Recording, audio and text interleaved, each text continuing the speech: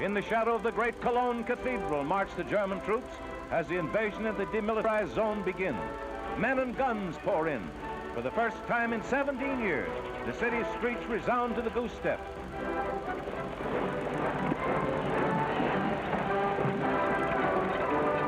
Young and old hail them, with never a thought as to the possible result of Hitler's bold stroke. Joy everywhere. How easily the horrors of war are forgotten in the ecstasy of the moment.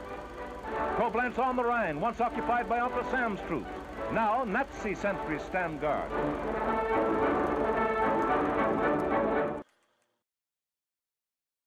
It was March 1936 and the German military had just crossed over into the Rhineland. 32,000 troops marched into the Rhineland and met no opposition by the Allies. Under the Treaty of Versailles in Locarno, the Rhineland was declared a demilitarized zone, yet the Allies didn't react to this violation. The Rhineland was a strategic military location as it was located on the banks of the River Rhine. It provided a good defensive position for the Germans to defend their homeland from an invasion from the west.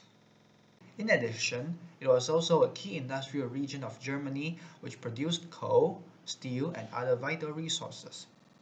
The Rhineland was also a symbol of humiliation by the Allies after the Great War. It reminded the Germans of the suffering brought to them after the war. The French were about to hold their election soon, and the politicians were unwilling to take unpopular steps that could possibly lead to war. France also faced some economical problems within its nation. Across the Channel, most British were sympathetic towards the Germans as they felt that Germany was only reclaiming what was theirs. Additionally, many were against another war due to the horrors of the previous one.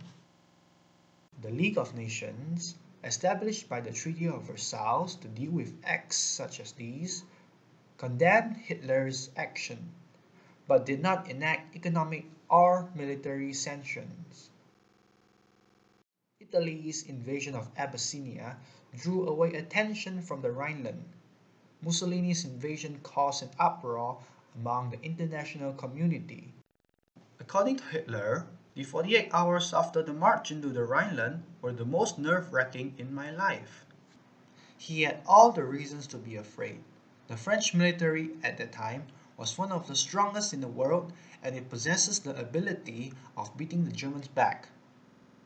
The remilitarization of the Rhineland secured Hitler's popularity among the German people and the military. These successes encouraged Hitler to keep on expanding Germany up until World War II. This wasn't the first time Hitler had broken the Treaty of Versailles. In 1935, he reintroduced conscription of men into the military. This boosted the numbers of soldiers well over the 100,000 limit.